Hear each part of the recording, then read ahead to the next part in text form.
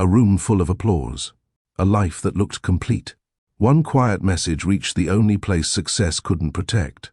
And nothing felt the same after that moment. At a table filled with millionaires, raised glasses and quiet applause, one single text altered the direction of an entire life. The room was elegant, carefully arranged to celebrate success. Laughter echoed softly between polished walls. Every guest seated there believed they were witnessing a perfect moment. Another powerful man, enjoying the rewards of everything he had built. Arden Vale sat at the head of the table, calm, composed, respected. His name carried weight in business circles. His presence alone signaled achievement. Tonight was meant to mark another victory, another step higher. But victories don't always announce their cost. As a server cleared the final plates, Arden's phone rested beside his hand. It vibrated once. Subtle, brief, easy to ignore. He didn't ignore it. The moment his eyes met the screen, something shifted. Not visibly enough for the room to notice, but enough to change everything that followed. His shoulders stiffened. His breath slowed. The noise around him faded into something distant. Across the table, his wife Celine felt it before she understood it. A pause where none had existed. A silence that arrived without warning. Nothing had been said. Nothing had been revealed. Yet the marriage they had spent years building had just entered a moment it might not survive. Success has a way of making everything look whole, even when something important is slowly slipping away. From the outside, Arden's life appeared complete. Wealth, influence, respect, the kind of life many people spend decades chasing. Yet success doesn't always arrive alone. It often brings distance, distraction, and moments that quietly go unnoticed until they demand attention. How many times have people celebrated achievements without realizing what they were trading to get there? How often does love take a back seat, not because it's unwanted, but because it's assumed to be secure?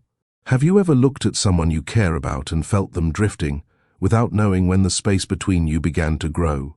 Not through arguments or betrayal, but through missed conversations, delayed answers, and nights that ended too quietly. Can a single moment really undo years of shared effort, shared sacrifice, and shared dreams? Or does that moment simply reveal what has been asking to be addressed for far too long? Arden believed he was building a future. Celine believed they were building it together. Neither realized how far apart those beliefs had quietly moved. The most dangerous distance in a relationship isn't created by anger. It's created by silence. It happens slowly. One late night becomes routine. One postponed conversation turns into many. Presence is replaced by productivity, and love is trusted to wait without being nurtured. Arden didn't stop caring about his marriage. He stopped noticing what it needed. Celine didn't stop loving her husband. She stopped feeling seen. Neither of them intended for things to reach this point. There were no raised voices, no dramatic exits, no obvious warning signs. Just emotions left unspoken, and moments left unattended. That's how relationships weaken, not through dramatic endings, but through everyday neglect disguised as responsibility. When success demands more time, more focus, more energy, it quietly takes from somewhere else. And most people don't realize what they've lost until something forces them to stop and look. That text didn't introduce a problem. It exposed one. Because what truly breaks relationships isn't temptation or conflict. It's the absence of honest connection, left unaddressed for too long. Every relationship reaches a moment where comfort and effort quietly separate. The question is never whether love exists. The question is whether it is being protected. That single message didn't arrive to create damage. It arrived to demand a choice. A choice Arden didn't know he had been postponing. A choice between continuing forward without looking back, or finally, turning toward what had been waiting for his attention all along. Some decisions don't come with noise or urgency. They arrive quietly and ask to be acknowledged before they grow heavier. Would Arden confront the truth he had avoided? Would Celine finally speak the words she had kept inside? And could a marriage built on shared struggle survive a season shaped by success? That answer wouldn't be found at the dinner table. It would be found in what followed. Before we continue, take a moment and tell me this in the comments. Do you believe love is harder to protect than ambition, or does ambition simply test love more? If stories about relationships, choices, and life lessons speak to you, make sure to like this video and subscribe to Lord of Hearts. Stay with us until the end, because the lesson behind this story may change the way you see success and connection forever. The dining room reflected everything Ardenvale believed success should look like. A long table stretched across the polished floor, dressed in crisp linen and arranged with precision. Soft light shimmered against crystal glasses, catching the subtle movements of guests as they leaned in to speak, laugh, and celebrate. Every detail had been chosen carefully, from the curated menu to the quiet music that hovered just beneath conversation. This was not merely a dinner. It was a statement. Arden sat comfortably at the head of the table, shoulders relaxed, voice steady as he spoke with confidence about numbers, growth, and opportunity. When he spoke, others listened. When he smiled, approval followed. His presence carried authority earned through years of long hours, calculated risks, and relentless drive. To the people around him, Arden represented achievement in its purest form. A man who had transformed ambition into reality. A leader whose decisions shaped careers and futures. What they couldn't see were the small things Arden had learned to overlook. He lifted his glass as a toast was offered in his honor, accepting the praise with practiced ease. His expression remained calm, appreciative, controlled. He had grown used to this attention. It no longer surprised him, but he understood its importance. Appearances mattered. Tonight reinforced the image he had built, one of balance, command, and success. Across from him sat Celine. She wore a quiet elegance that required no effort. Her posture was poised, her movements restrained, her smile soft but reserved. She met each compliment directed toward her husband, with grace, nodding politely, offering brief acknowledgments. Those who noticed her assumed she was simply modest, content to stand beside greatness. Few realized how much she observed. Celine watched Arden as he spoke, not with admiration alone, but with memory. She recognized the tone he used in rooms like this, the confident cadence that came naturally when business was the subject. She had seen it evolve over the years, shaped by pressure and expectation. There was a time when that same voice had been filled with uncertainty, when his words had searched for reassurance instead of approval, when success was still a distant idea, not a lived reality. She remembered those nights clearly. Now, she studied him from across the table, noting how easily he moved. Between conversations, how effortlessly he commanded attention. His eyes sparkled when discussing future plans. His hands gestured confidently as he explained what lay ahead. Yet when his gaze briefly met hers, something subtle shifted. It wasn't coldness. It wasn't rejection. It was distance. The moment passed quickly, unnoticed by anyone else.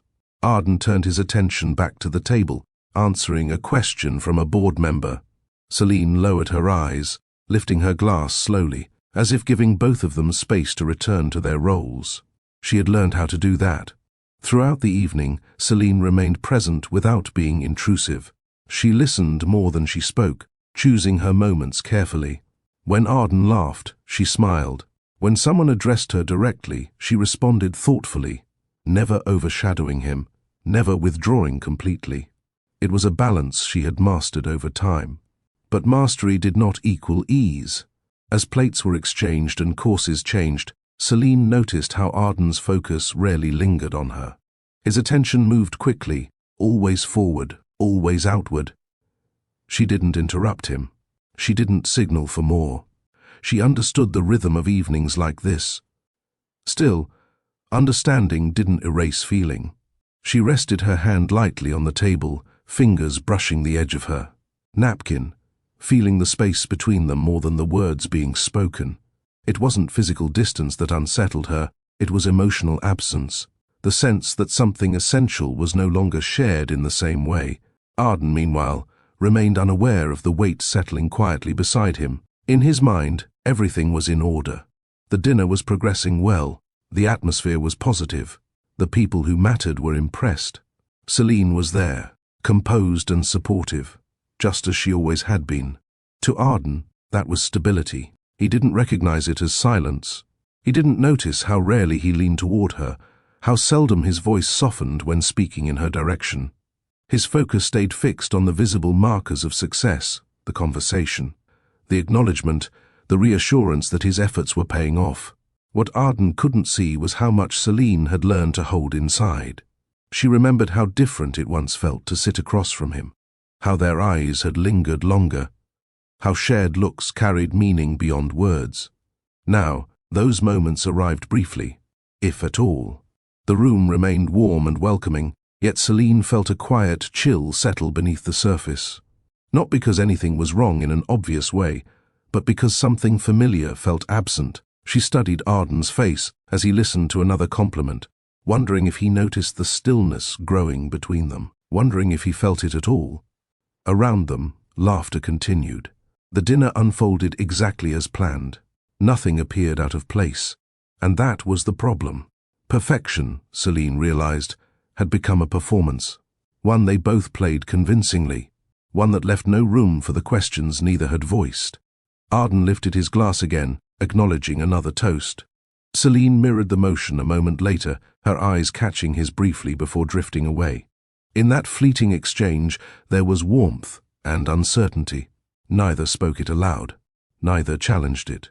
Yet beneath the polished surface of celebration, the space between them remained, quiet and unresolved, waiting for a moment that would demand to be noticed. Long before elegant dinners and polished speeches, Arden's world was much smaller. It existed inside a modest apartment with thin walls, uneven floors, and a desk that doubled as a dining table. The furniture didn't match. The heat worked when it wanted to. Yet, within that confined space, Arden carried ambitions that reached far beyond what surrounded him. That was where Celine first came to know him. They met during a period when Arden's life was shaped more by effort than results. His days were filled with work that barely paid the bills, and his nights were reserved for ideas that kept him awake long after exhaustion set in. He spoke about systems, solutions, and possibilities with a mix of excitement and doubt, often stopping mid-sentence to question whether any of it would work. Celine listened. She didn't rush him. She didn't dismiss the uncertainty in his voice. Instead, she asked questions that encouraged him to keep going. She wanted to understand not just what he hoped to build, but why it mattered to him. Those conversations stretched late into the night.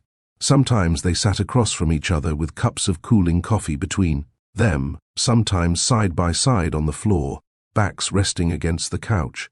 Arden would explain his ideas with animated hands and restless pacing, while Celine followed every word, offering quiet encouragement. There was comfort in those moments, not because life was easy, but because it felt shared. Arden struggled openly back then. When investors declined his proposals, he came home frustrated, replaying conversations in his mind. Celine never tried to fix it for him. She reminded him of his resilience, of the progress he couldn't yet see. She believed in him without needing proof. That belief changed him. On nights when exhaustion threatened to overwhelm him, Celine stayed awake simply to keep him company. They talked about everything beyond business: music, childhood memories, the places they wanted to visit someday. Arden learned what made Celine laugh, what quiet moments she cherished, what fears she rarely voiced. In those early days, love grew through presence. They didn't have much, but what they shared felt intentional. When Arden doubted himself, Celine grounded him. When Celine worried about the uncertainty ahead, Arden reassured her with honesty, never promising what he couldn't deliver. They learned to trust each other through struggle. The romance between them was gentle, steady, and sincere. It wasn't built on grand gestures, but on consistency. Arden would pause his work just to sit with her when he noticed her growing quiet. Celine would bring him meals when he forgot to eat, leaving them beside his notes without interrupting his focus. Even in silence, they felt connected. They dreamed together often. Arden spoke about creating something meaningful, something that would last. Celine imagined a future where they would look back on those long nights and smile at how far they'd come. They pictured a life that balanced purpose and togetherness. Those dreams carried them through difficult seasons. When Arden finally gained his first breakthrough, it didn't arrive with celebration. It came with relief, the kind that softens tension rather than amplifies excitement. Celine was there when he received the news, watching the weight lift from his shoulders, as he realized someone believed in his vision enough to take a chance. He didn't celebrate alone. That moment became a quiet promise between them, a shared understanding that whatever followed would belong to both of them. As Arden's opportunities grew, so did his responsibilities. The hours stretched longer. The stakes increased. Yet in the beginning he remained present. He explained each step to Celine, shared his concerns, included her in decisions that shaped his path. She felt valued, needed. Their marriage was built on that foundation, on openness, on shared effort, on choosing each other daily, even when the future felt uncertain. That was why it mattered, because Celine didn't fall in love with success. She fell in love with a man who allowed her into his doubts and trusted her with his hopes. Arden didn't marry comfort. He married someone who believed in him before there was anything tangible to believe in. Over time, the pace of life changed. Arden's company expanded. His name began to carry recognition. The small apartment gave way to larger spaces, better resources, greater demands. Yet the emotional closeness they once shared required attention to survive. Celine noticed the changes gradually. Arden became busier. Conversations shortened. Plans were postponed. Still, she reminded herself that growth required adjustment. She trusted the bond they had built during their hardest days. She believed it would carry them through success. Arden, however, began to lean into momentum. He assumed the strength of their relationship was permanent, secured by history. He didn't realize how much it relied on continued presence. The sacrifices that once felt mutual slowly became uneven. Celine supported him quietly, telling herself that patience was part of partnership. Arden focused forward, trusting that stability meant everything was fine. Neither questioned the shift, and that was the danger. Because what once bound them together wasn't wealth or status, it was attention, honesty, and shared effort. Those elements didn't disappear overnight. They faded gradually, unnoticed amid progress. The audience must understand this truth. This marriage mattered because it was built when nothing was guaranteed, because love existed before recognition, because belief came before reward. What would be tested later wasn't whether Arden could succeed, but whether he could remember who walked beside him before success arrived. Success didn't arrive all at once for Arden. It came in layers, new responsibilities, longer meetings, expanding teams, and expectations that followed him everywhere. What once felt like progress soon became momentum, and momentum demanded consistency. Every opportunity led to another obligation. Every achievement raised the standard. At first, Arden believed he was doing everything right. He worked harder so Celine wouldn't have to worry. He stayed focused so their future would remain secure. In his mind, every late night and missed moment carried purpose. He wasn't choosing work over his marriage, he was choosing stability for it. That belief allowed him to justify absence. Dinners together became less frequent. Conversations shortened. When Celine spoke about her day, Arden listened, but often with divided attention. His thoughts drifted toward deadlines, calls he needed to return, problems waiting to be solved. He was present, but not fully. Celine noticed the change quietly. She noticed how Arden's phone stayed closer than before, how silence filled the spaces where laughter once lived, how shared routines slowly dissolved without discussion. She adjusted herself around his schedule, telling herself that this phase would pass. She didn't want to become another demand, so she softened her needs. She delayed conversations. She learned how to keep disappointment from reaching her voice. When Arden came home tired, she welcomed him with calm instead of questions. Her silence wasn't indifference, it was consideration. Arden, meanwhile, interpreted her quiet as understanding. He assumed that because Celine didn't ask for more, she didn't need it. Because she didn't complain, she felt secure. Because she remained supportive, everything between them remained intact. He didn't realize how often she chose peace over honesty. As weeks turned into months, intimacy changed shape. It became practical rather than emotional.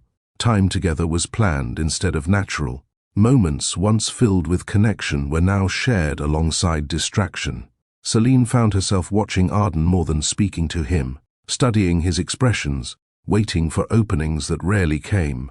She wondered if he noticed her growing restraint, or if he had grown accustomed to it. She still loved him. That never faded. But she missed him. Arden loved Celine too, without question. Yet love, when left unattended, can feel assumed rather than expressed. He believed providing was the ultimate form of care. He told himself that sacrifices today would lead to comfort tomorrow. Tomorrow became his constant focus. The rhythm of their relationship changed so gradually that neither recognized it as loss. There were no clear turning points, no dramatic confrontations, just a series of small adjustments that shifted the balance between them. Celine began to feel like she was fitting into Arden's life rather than sharing it. She questioned herself often. Was she asking for too much? Was this simply what adulthood required? She didn't want to disrupt his progress or add weight to his already demanding life. So she stayed quiet, and Arden stayed busy. This is how emotional distance forms, not through conflict, but through neglect masked as responsibility. If you're listening right now, take a moment to reflect. Have you ever stayed silent to keep peace? Have you ever convinced yourself that holding something in was easier than explaining how you felt? If that sounds familiar, share your thoughts in the comments and tap the like button if this story is resonating with you. Your engagement helps these stories reach others who may need to hear them. Back in Arden and Celine's home, the shift continued. Arden spoke often about future goals, expansions and timelines. Celine listened, nodding, offering encouragement when appropriate. But she rarely spoke about herself anymore. Her needs felt less urgent than his responsibilities. She didn't stop hoping he would notice. Arden, on the other hand, believed he was honoring their commitment. He was building something meaningful, something that would secure them for years to come. He thought stability was the greatest gift he could offer. What he didn't see was how that gift came without presence. Love had once thrived on shared moments, mutual attention, and emotional openness. Now it relied on assumption, on history, on the idea that what had been strong would remain strong without care. That assumption would soon be tested, not because Arden lacked loyalty, not because Celine lacked patience, but because relationships require more than intention, they require awareness, and awareness was slowly slipping away. Neither of them knew it yet, but the foundation beneath their marriage had begun to shift. Not enough to collapse, but enough to weaken. Enough to make one unexpected moment feel heavier than it should have. Success had changed the rhythm of their lives. What remained uncertain was whether their love could adjust before the distance became too wide to cross. The evening unfolded exactly as it was designed to. Guests arrived in measured intervals, greeted by warm smiles and polished manners. Coats were taken, greetings exchanged, and conversations began before everyone even reached the table. The atmosphere carried a quiet confidence, the kind that comes from people who are accustomed to comfort and control. Arden moved through the room with ease. He greeted each guest by name, his tone professional yet relaxed. His presence anchored the evening. When he spoke, people leaned in. When he laughed, others followed. Years of leadership had shaped the way he carried himself, steady, assured, intentional. Celine remained close, though never at his side for long. She watched as Arden navigated the room, noting how effortlessly he shifted between roles. Visionary, host, decision-maker. She admired that part of him, always had. Yet admiration now shared space with something less defined. A quiet alertness. As everyone settled into their seats, the dinner began. Courses were served with care, each dish introduced with brief explanations that matched the elegance of the setting. Conversation flowed easily across the table, touching on market trends, travel, and shared acquaintances. Arden led many of those exchanges, answering questions and offering insights. Celine listened, contributing when invited, her voice calm and thoughtful. She noticed how Arden's attention rarely rested for long. Even in moments of pause, his focus seemed split, as if part of him was always elsewhere.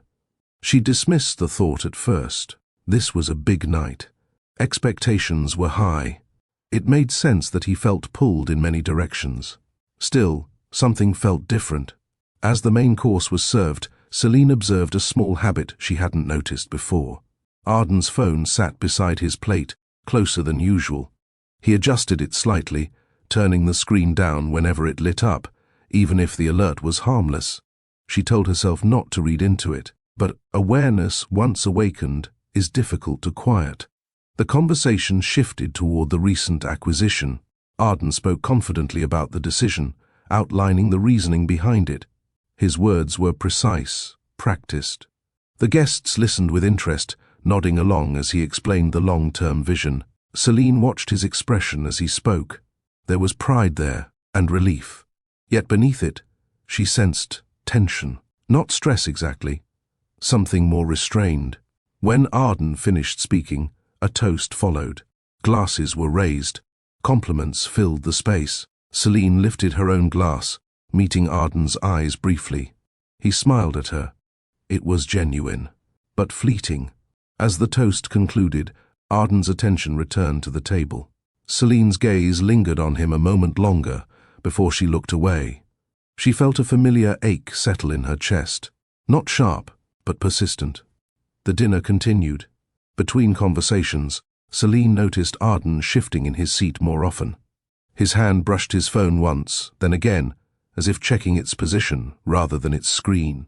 Each movement was subtle, almost unnoticeable. But Celine noticed. She leaned slightly toward him, lowering her voice. "Everything okay?" she asked gently.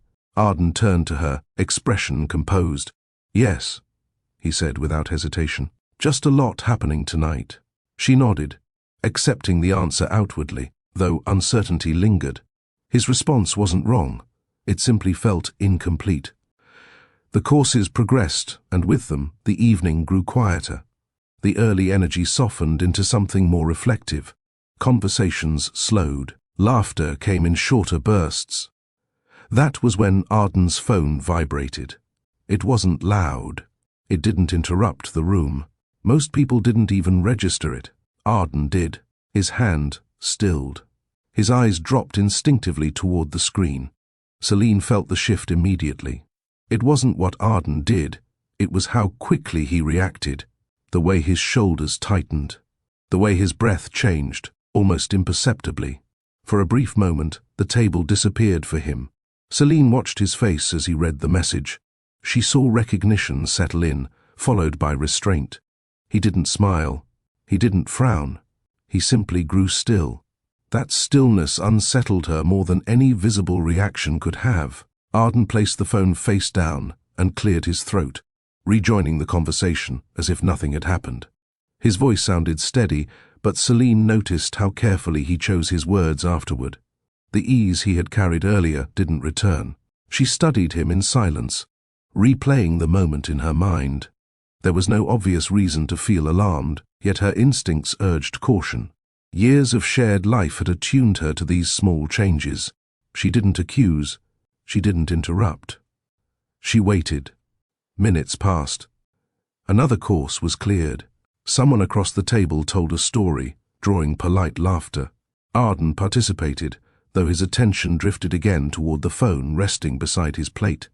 Celine shifted slightly in her chair, her hand tightening around her glass. She wondered what kind of message could command that level of attention. She wondered why it felt heavier than the others he ignored. When Arden finally excused himself, the timing felt deliberate. "I'll be right back," he said, rising from his seat with practiced calm. Celine looked up at him. Their eyes met briefly. There was reassurance in his expression, but also distance. She nodded. As Arden walked away, Celine remained seated, her posture composed, her expression unchanged. To everyone else, nothing appeared out of place. Inside, her thoughts raced quietly. She didn't follow him physically, but her awareness stayed with him. She listened to the ongoing conversation without truly hearing it, her attention fixed on the absence he had created. The room felt larger without him. When Arden returned, He resumed his seat smoothly, offering a small apology for stepping away. The guests accepted it without question. Life continued around them. But something had shifted. Celine noticed it in the way Arden avoided looking at his phone afterward, in the way his responses shortened, in the way his focus seemed fractured. She leaned toward him once more, her voice barely above a whisper. "Is everything really okay?" Arden paused. "Just long enough." "Yes," he said again. "Just work." The words were familiar. They had filled many conversations before. Tonight, they landed differently. Celine leaned back in her chair, her gaze drifting toward the table as she considered what she felt but couldn't yet name. Doubt wasn't the right word. Neither was fear. It was awareness. The dinner ended without incident. Guests thanked Arden for the evening, offering congratulations once more before departing. Smiles were exchanged. Hands were shaken. From the outside, the night concluded perfectly. As Celine stood beside Arden to see everyone out, she felt the quiet certainty that something important had begun, something neither of them could ignore much longer. The night had done more than celebrate success. It had introduced a moment that would ask for honesty, whether either of them felt ready to offer it.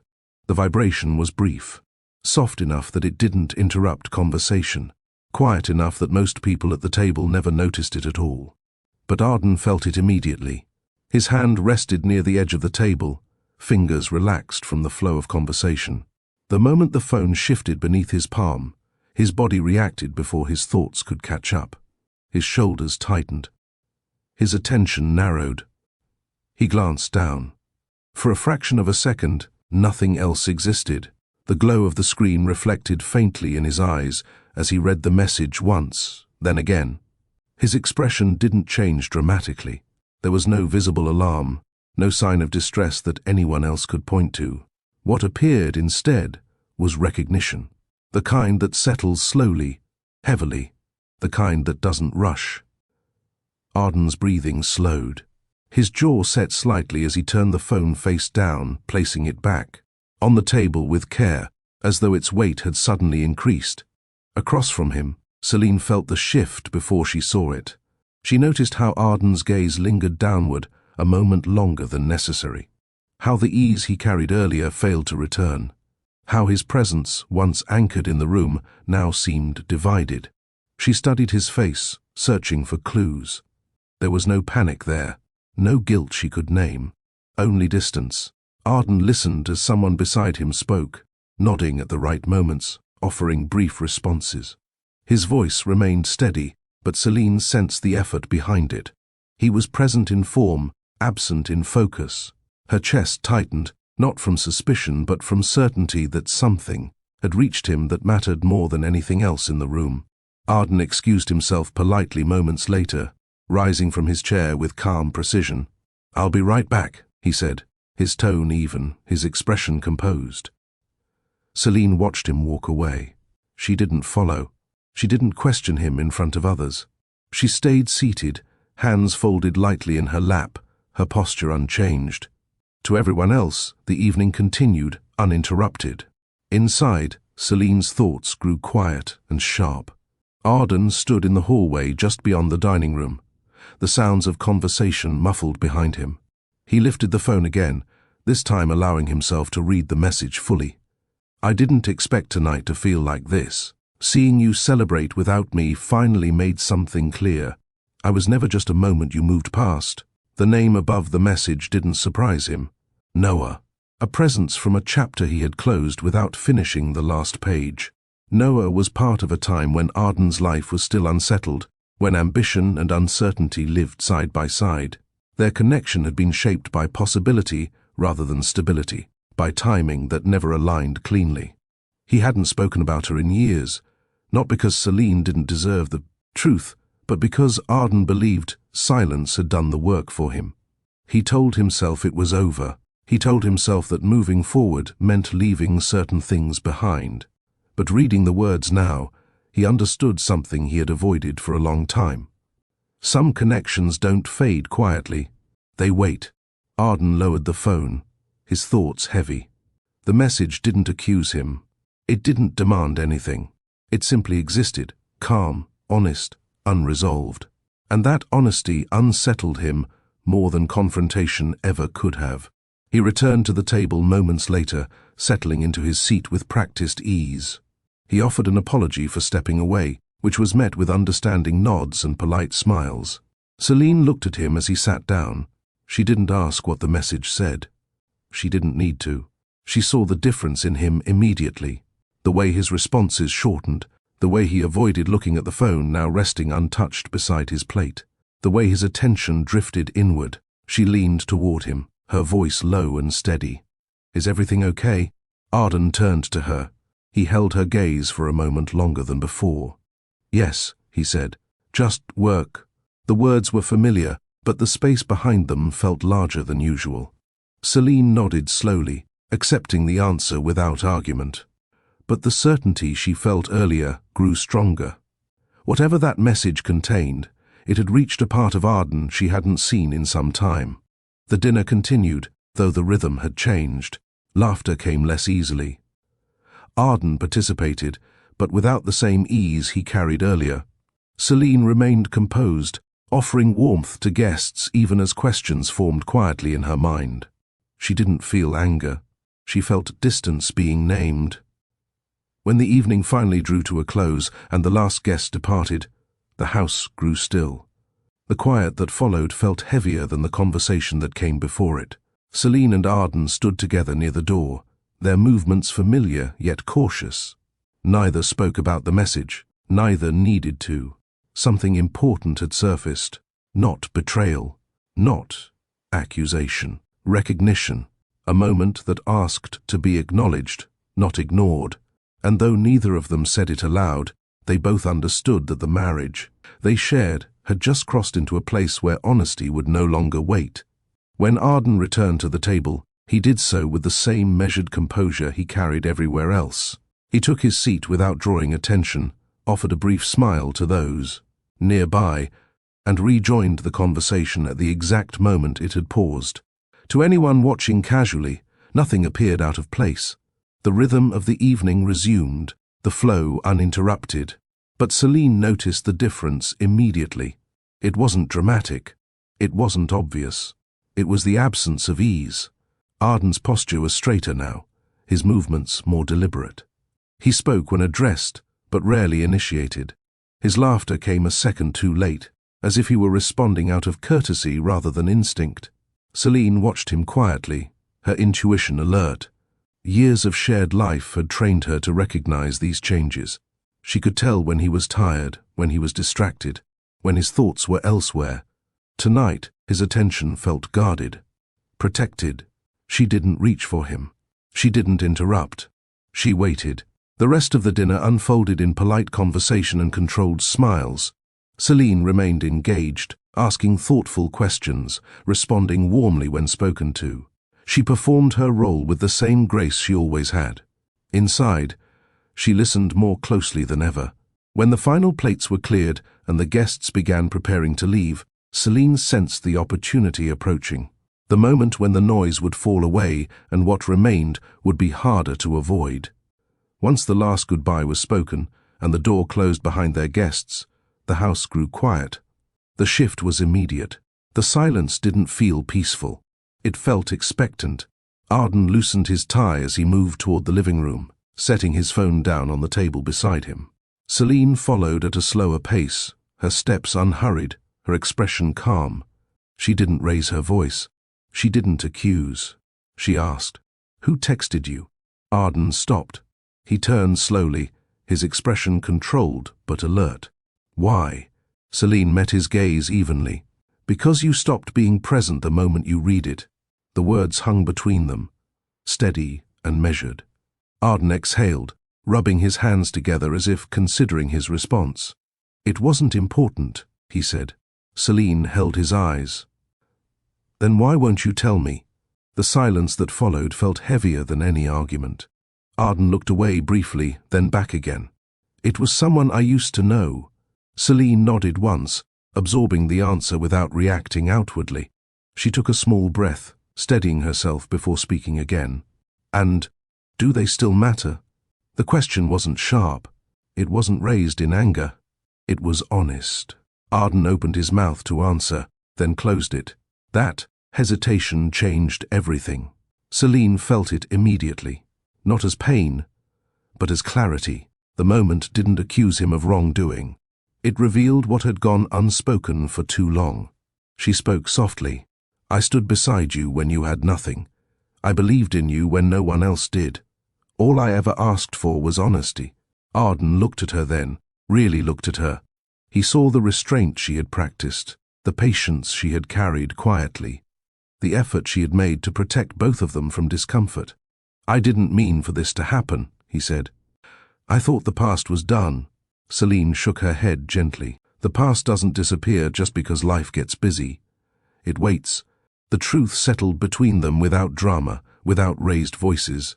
The fracture didn't come from the message itself. It came from everything that had been left unsaid before it arrived. They didn't argue further. They didn't resolve anything that night. They moved through the house with caution, maintaining distance without declaring it. When they finally went to bed, they lay on opposite sides, not out of anger, but uncertainty. Silence filled the space where reassurance once lived. This is how relationships begin to break, not through explosive moments, but through withheld words, through conversations delayed until they feel too heavy to lift. If you're listening to this story right now, ask yourself something honestly. Is silence worse than truth? Has staying quiet ever protected your peace, or has it simply postponed a necessary conversation? Share your thoughts in the comments, and if this moment speaks to you, tap the like button. Your voice matters here. Morning arrived quietly. Over the next few days, Arden and Celine spoke carefully, choosing neutral topics, avoiding what lingered beneath the surface. Their interactions remained respectful, controlled, distant. Arden began to understand something he had overlooked. He hadn't failed because he cared about someone else. He had failed because he assumed silence was harmless, because he believed providing was enough. Celine, meanwhile, reflected on her own choices. She realized how often she had minimized herself to preserve balance, how frequently she had chosen quiet over clarity. They were both learning the same lesson from different sides. Silence doesn't protect love. It tests it, and sometimes it weakens it beyond recognition. The fracture between them remained invisible to the outside world, but unmistakable to those living within it. The marriage they shared wasn't broken, but it was no longer whole. What came next would depend on whether they chose avoidance or honesty. And that choice, once postponed, would soon demand an answer. The argument didn't begin loudly. It started in the kitchen late at night, with both of them standing a few feet apart, the space between them heavier than the words they were about to exchange.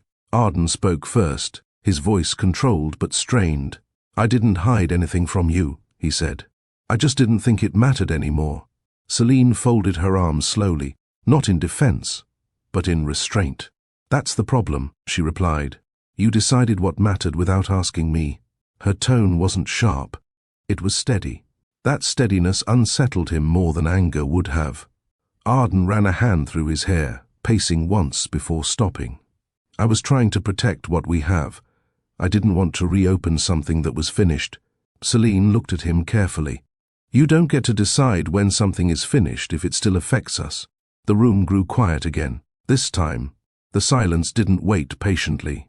It pressed in, urging honesty to surface, whether they were ready or not. Arden turned toward her, frustration slipping through his composure. Do you think I wanted this? I've been carrying pressure every day. Every decision affects more than just us. I'm doing all of this for our future.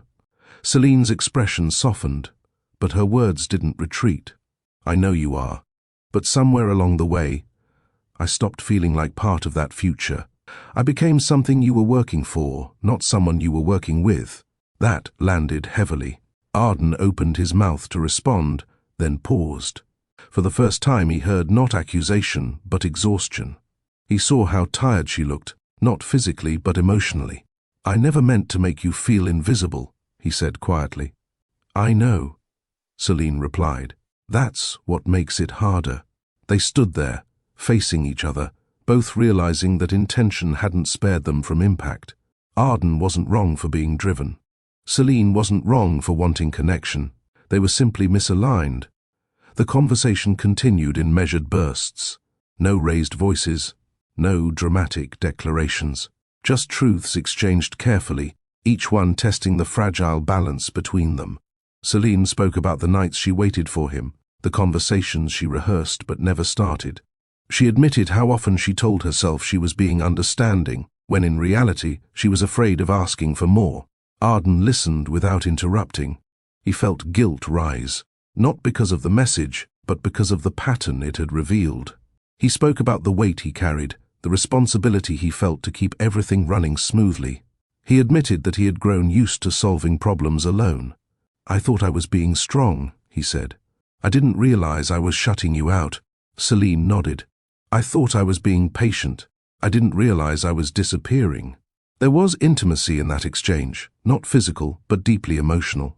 A closeness born from vulnerability rather than comfort.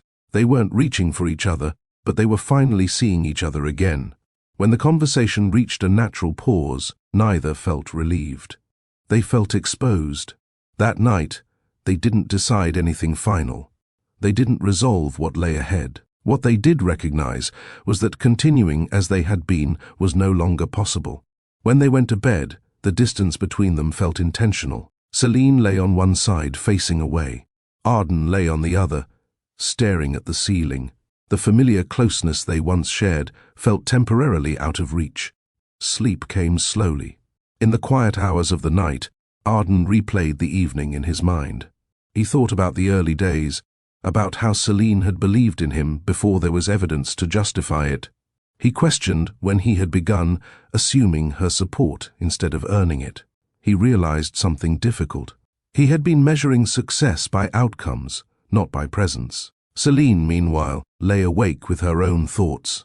She reflected on how often she had chosen silence because it felt safer than disappointment. She wondered when she had started believing that her needs were secondary.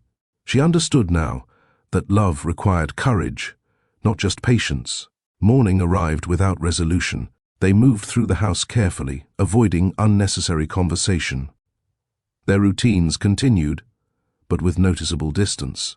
It wasn't hostility, it was uncertainty. Over the following days, they shared space without sharing themselves fully. They spoke politely, functionally. The warmth between them remained, but it was guarded, as if both were afraid of misstepping. Arden felt the absence keenly. He noticed how quiet the house felt without Celine's casual presence. He missed the ease of shared moments, the comfort of unspoken understanding. Celine felt it too. She missed the man who once asked about her thoughts, not just her schedule. She missed being included rather than accommodated. Neither wanted the marriage to fail, but both understood that love alone wouldn't restore what had been strained. Something had broken privately, not the bond itself, but the illusion that it could survive without care. They were standing at a crossroads neither had anticipated. One path led toward avoidance, comforted by routine. The other required effort, honesty, and the willingness to change.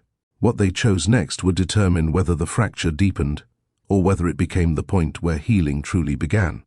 Arden didn't come to the decision all at once. It formed gradually in the quiet moments he spent alone, replaying conversations he could no longer dismiss. He thought about Celine's voice, steady, restrained, honest. He thought about the hesitation that had answered her question instead of clarity. He understood now that avoidance had only delayed the reckoning. For the first time in years, Arden allowed himself to look backward, not with longing but with responsibility. He acknowledged that unresolved connections don't disappear simply because life moves forward. They linger, waiting for acknowledgement. He reached out to Noah with intention, not impulse. They agreed to meet in a neutral place, free from familiarity or comfort. When Arden arrived, he felt none of the excitement he once associated with seeing her. What he felt instead was weight, the awareness that this conversation mattered, not for the past, but for the future he hoped to protect. Noah greeted him calmly. There was no accusation in her expression, no expectation placed upon him. She looked composed, reflective. "I didn't expect you to reach out," she said. "I needed to," Arden replied. "Not to revisit anything, but to finish it properly." They sat across from each other, the distance between them intentional. Arden spoke first, choosing honesty over defensiveness. "I should have acknowledged what we were, instead of assuming time would take care of it," he said. "I didn't do that. And I'm sorry."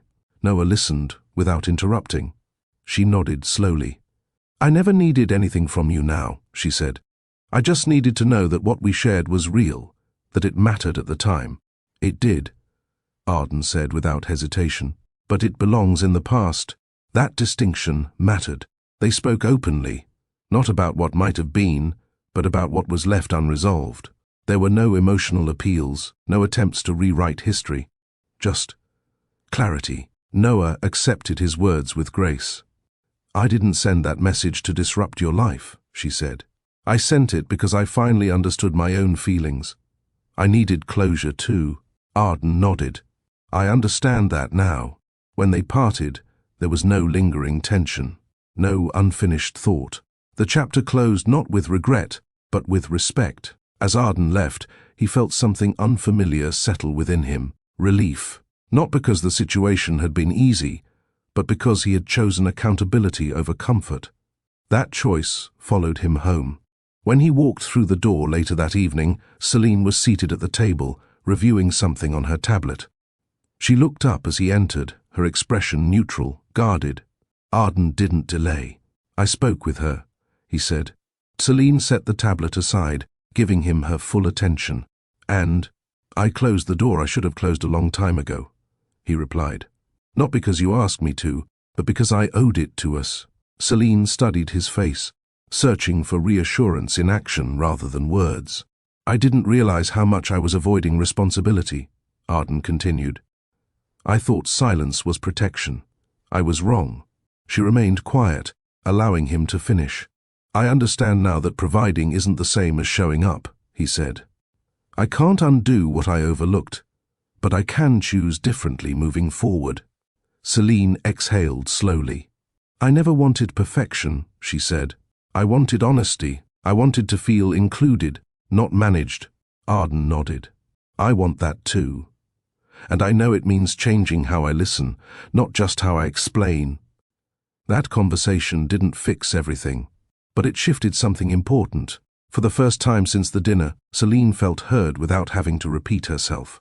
For the first time in years, Arden felt present without distraction. They spoke about boundaries, about what they needed to feel secure, respected, and valued. Arden acknowledged how often he had defaulted to decisions instead of dialogue. Celine admitted how frequently she had chosen restraint instead of clarity. They were meeting each other where they stood, not where they used to be. That night, they sat together longer than usual, not filling the space with solutions, but with understanding. There was no rush to restore what had been lost, only a shared commitment to rebuild with intention. Arden understood something essential then.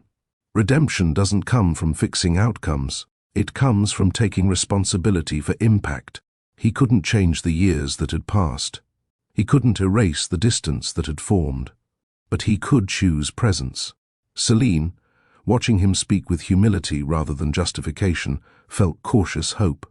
She knew trust wasn't restored through words alone. It would require consistency, effort, and time. But the choice Arden had made mattered. Because love isn't preserved by avoiding difficult moments, it's preserved by facing them. The path ahead remained uncertain. Yet for the first time in a long while, it felt honest. The kitchen table had always been a quiet place for them. It wasn't where celebrations happened, nor where conflicts usually unfolded. It was where life slowed down, where bills were sorted, mornings began, and late-night conversations once stretched longer than planned. That night, it became something else. Arden sat on one side of the table, his hands folded loosely in front of him. Celine sat across from him, her posture upright, her expression calm but guarded. The distance between them was small in measure, but heavy with meaning. Neither reached for their phones. That alone felt intentional. Arden broke the silence first. "I want to talk, not to explain myself, but to listen." Celine studied him carefully. She had heard similar promises before, often followed by rushed conclusions or well-meaning defenses. This time felt different, not because of what he said, but because of how he said it. "I'm listening," she replied. Arden took a breath. "I spent a long time believing that as long as I was working towards something good, the cost didn't matter. I told myself that absence was temporary, that the future would make up for it." He paused, choosing his words carefully. "But I see now that I was asking you to carry weight I never acknowledged." Celine didn't interrupt. "You didn't owe me silence," he continued. "You didn't owe me patience at the expense of yourself. I assumed your support instead of earning it every day." The honesty in his voice softened something in her. "I never wanted to compete with your work," Celine said quietly. "I just wanted to feel like I mattered alongside it." Arden nodded. "You always did. I just stopped showing it." They sat with that truth for a moment, allowing it to settle without rushing past it. Celine leaned forward slightly, resting her hands on the table. "I need to own my part too," she said. "I convinced myself that staying quiet was the same as being understanding. I avoided difficult conversations because I didn't want to disrupt your focus." Her voice remained steady, but there was emotion beneath it. "In doing that, I trained myself not to ask for what I needed." Arden looked at her, his expression intent. I wish I had too," she admitted. "But I was afraid of being seen as another demand in a life that already felt full." The vulnerability in that admission shifted the tone of the conversation. This wasn't about blame anymore. It was about clarity. They spoke openly then, about missed moments, delayed conversations, and the subtle ways they had drifted into parallel lives. Arden acknowledged how often he defaulted to solutions instead of presence. Celine explained how lonely it felt to feel supported in theory but overlooked in practice. There were moments when emotion crept close to the surface, but neither retreated. "I don't want a marriage where we avoid discomfort," Celine said. "I want one where we face it together." Arden nodded. "So do I. Even when it's inconvenient." They discussed boundaries, what needed to change for trust to grow again. Arden committed to being fully present when he was home, not just physically but emotionally. Celine committed to speaking up before resentment had time to form. These weren't promises meant to impress. They were agreements shaped by honesty. For the first time in a long while, the conversation wasn't about fixing something broken. It was about understanding how it broke in the first place. Arden reached across the table, stopping short of touching her hand. He waited. Celine noticed. After a brief pause, she placed her hand in his. The contact was simple, grounded, intentional. "I still love you," she said. Arden's grip tightened gently. "I never stopped loving you. I just lost sight of how to show it." They sat like that for a while, not speaking, allowing the quiet to exist without tension. It felt different from the silence they had known before. This one didn't avoid anything.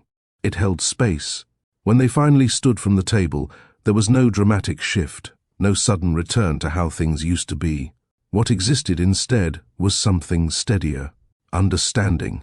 Over the next days, that understanding showed itself in small ways. Arden listened without distraction. Celine spoke without hesitation. They corrected themselves when old habits surfaced, not with frustration, but awareness. They were learning again, not how to love, but how to stay present within it. That conversation didn't erase the past. It didn't guarantee the future. What it did was establish something far more valuable. Accountability without defensiveness, love without excuses. They understood now that relationships don't fail because people stop caring. They fail when care is assumed instead of expressed. At the kitchen table, they didn't rebuild everything. They rebuilt the foundation, and that made all the difference. Rebuilding didn't happen all at once. There was no moment where everything suddenly felt easy again, no instant return to what they used to be. What Arden and Celine shared now required patience, different from the patience Celine had practiced before. This time, it wasn't silent, it was intentional. They moved forward carefully. Small changes came first. Arden adjusted his schedule, not dramatically, but consistently. He began leaving his phone in another room during meals. When Celine spoke, he listened fully, without multitasking or distraction. These gestures were subtle, but they carried meaning because they were repeated. Celine noticed. She also changed. When something weighed on her, she spoke up sooner, instead of waiting for the right moment. She allowed herself to ask questions without rehearsing them first. She trusted that her voice belonged in the space they shared. Their home felt different, not louder or brighter, but steadier. They set new boundaries together. Arden became more transparent about his work demands, not as justification, but as context. Celine expressed what she needed to feel connected, not as a list of expectations, but as an invitation to engage. There were days when old habits surfaced, moments when Arden felt pulled by responsibility, or when Celine felt the urge to retreat inward. When that happened, they named it, not with blame, but with awareness. "I'm slipping back," Arden would say. "I need you right now," Celine would respond. Those words created space instead of tension. Rebuilding didn't erase what had happened. They didn't pretend the distance had never existed. They acknowledged it, learning from it, rather than carrying it forward. That honesty deepened their connection. They found intimacy again in ordinary moments, shared walks, quiet evenings, conversations that wandered without purpose. Arden began asking questions he once assumed he knew the answers to. Celine felt seen in ways she had missed. Love returned not as intensity, but as presence. They no longer tried to recreate the past. They accepted that who they were now carried more experience, more responsibility, more understanding. Their relationship matured alongside them. One evening, as they sat together watching the day fade, Celine rested her head against Arden's shoulder. The gesture was simple, familiar, and reassuring. "This feels different," she said. Arden nodded. "Better, not perfect. Better." They understood now that relationships don't need to be reset to survive. They need to be maintained with honesty, effort, and care. What they were building wasn't a return. It was an evolution. Arden recognized that success meant little without emotional presence. Celine recognized that love required expression, not endurance. Together, they learned that connection isn't sustained by history alone, but by daily choices. Their marriage wasn't restored by grand declarations. It was strengthened by consistency.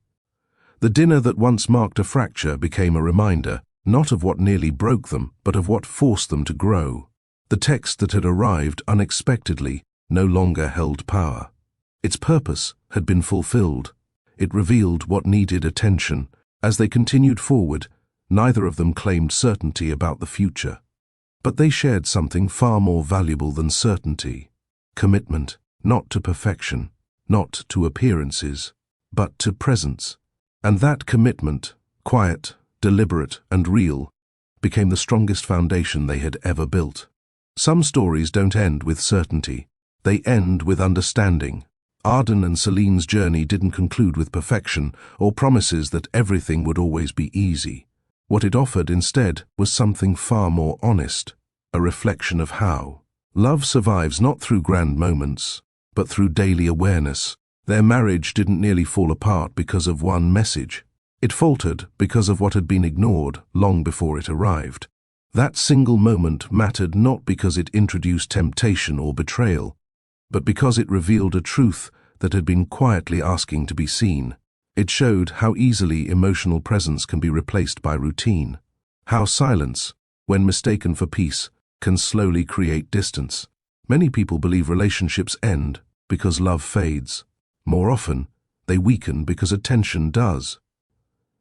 Arden learned that providing stability does not replace showing up emotionally, that being busy does not excuse being unavailable, that love, when assumed instead of expressed, begins to feel distant, even when intentions remain good.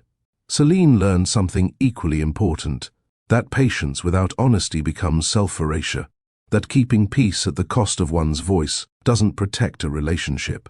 It postpones necessary truth. Together, they learned that love isn't tested by hardship alone. It's tested by comfort, by routine, by success, by the belief that what's strong no longer needs care. Their story reminds us that silence can feel easier than truth, but it rarely leads to peace. That difficult conversations, when handled with respect, don't weaken love, they refine it. And that emotional presence is not automatic.